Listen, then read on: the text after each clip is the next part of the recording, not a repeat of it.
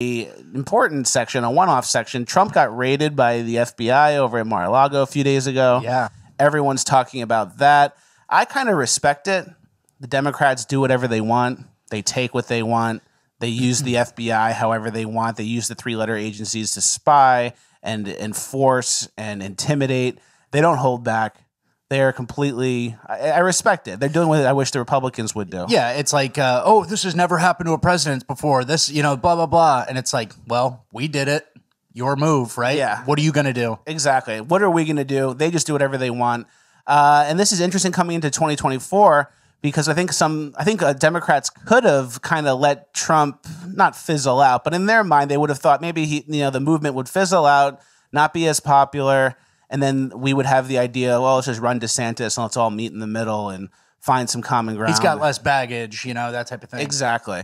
But now that they raided the FBI, I think a lot of people are seeing the corruption firsthand, and they're kind of thinking to themselves, hey, these three-letter agencies, hey, the FBI kind of needs to get broken up. When that used to be kind of like a fringier idea. Mm-hmm. That was more of like a fringe idea. Not everyone agreed. Now mainstream people are basically beating that drum that, hey, the FBI needs to get broken up. So coming into 2024, I think we need a candidate who wants political revenge.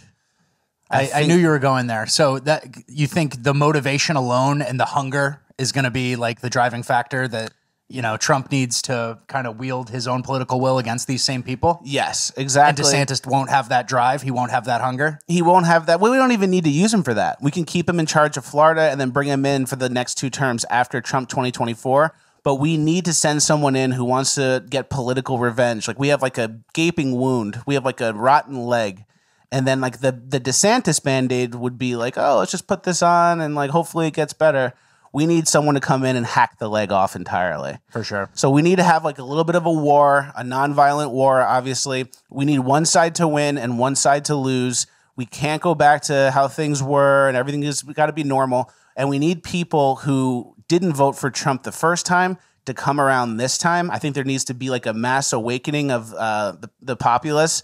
I think people need to realize that politics is more than like mean tweets or he called Rosie O'Donnell a pig or I don't like the way what he talks about women. All those things are thrown out the window. People need to recalibrate their political compasses and realize there's more at stake. There's more important things that people care about, and it's not all this emotional clickbait stuff that the media drives us with. Yeah.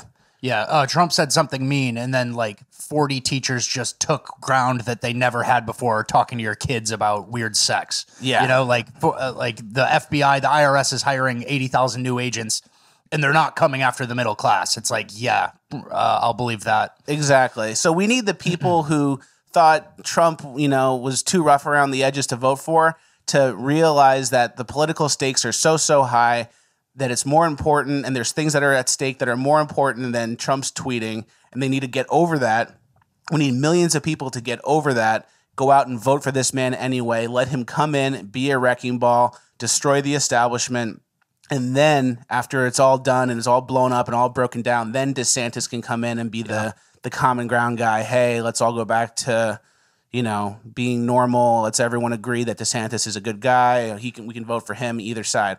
So we do need a little bit of a revenge tour. I think a person who's looking for political revenge is very much needed because he's justified in his seeking revenge. Yeah. You see the Matt Walsh types going a lot pro DeSantis too. And they're like, oh, he's got less baggage, whatever. It's like, do you expect the media and like the CNN types to just kind of be like, oh yeah, he's not Trump. Like, no, they're going to turn on that exact same machine against DeSantis and poison that well as much as they can, or try to. Exactly. And if DeSantis gets in 2024, they'll just waste his time. They'll bleed him out. The whole term will go by. Nothing will get done. And then the second term will come and maybe he'll get more done. We need someone who's going to go in there and kind of kamikaze it. Trump has seen people that he appointed turn their back on him. He knows where the bodies are. He knows who's good and who's bad at this point. Which bureaucracies have people that are going to interfere with exactly the policies. The one thing I will say in terms of like just devil's advocate on Trump, DeSantis, and other stuff, because I see both sides, I wish Trump wasn't that old. Yeah. You know what I mean? That's like, because I have consistently said, like, I hate old politicians. I hate watching Nancy Pelosi, Mitch McConnell, these old, disgusting people just cling to power. And obviously presidents have term limits. Congress doesn't. But, they took a good 4 years from him.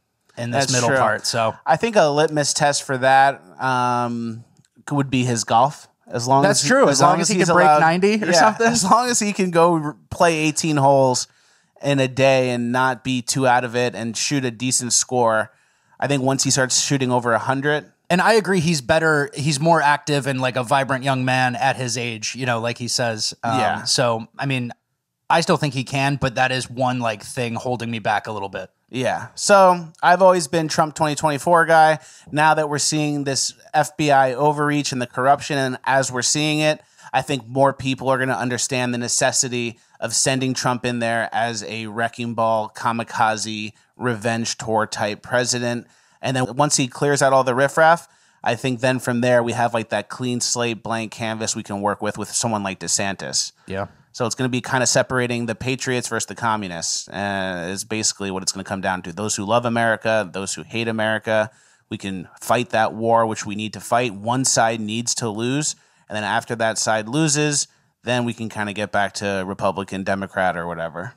So that's a fair point. They crossed a line, right? You know, They 100% crossed the line. and Trump is on the ballot for 2022 now, in a sense, right? Like that's just motivated a bunch of people who people have been motivated. Inflation, Yeah. Joe Biden, the Green New Deal type shit that's snuck into every single bill. Every single bill has green energy stuff now. Yeah. Is that are you guys used to that yet? Like, oh yeah, and then 90 billion for like tax incentives for something. It's like, can we just fix inflation? Can we just and can we just do infrastructure? Can we just do this? And it's like, no, it's infrastructure. Gay rights, that's infrastructure. Green energy, that's infrastructure. It's like, please, guys. Yeah, exactly. So yeah, Trump on the ballot for 2024 is going to be important because people are going to realize that it's not like when Trump was in office, the worst things they would do would be like misrepresent something he did. Like, oh, he dumped the food in at the koi pond. Like, oh, it's so bad. Like that was the worst thing we had going on. Now it's like the country's actually falling apart. He pushed his way past the guys at the EU. Yeah. And it's like gas was $2. So I don't really care. So now, hopefully, this is enough. We've seen enough of Joe Biden. We see more Joe Biden overreach. Hopefully, it's enough where people will realize politics isn't about who's mean and who's nice, because a lot of times who's mean and who's nice is fabricated and pushed up by the media anyway. And hopefully, they're going to actually vote for things that matter and issues that matter, not these weird social things. We noticed that here in New Orleans, too. Like, New Orleans is a very blue city, and it's like everything is about abortion and like gay rights. BLM, abortion, trans people. Stuff. Yeah. And it's like, guys, there's holes in the street. You have to drive like this Well, I said it's to avoid potholes. It's like, a perfect example of the distraction. It's like, look over here, and it's like, bro, like someone got killed on my street. It's totally like losing the forest for the trees. It's like, well, there's oppressors out there. It's like, bro, you got to get to work. There's a street problem. This guy's got a gun right there. He's doing crimes. Yeah. So, yeah, I think that's what's going to happen. I think we've seen enough where people are going to recalibrate their political compasses and they're going to vote for the things that matter, not for the things that they're emotionally tricked into voting for by the media. Yeah, and we want to hear from the audience, Trump versus DeSantis, like write a little bit of a sentence on who you're with, because we want to know. We want to vibe from the people as well. Yeah, the dream is obviously Trump 2024 and then DeSantis for 2 terms after, 12 years prosperity. That's the way. That would be nice. That would be nice.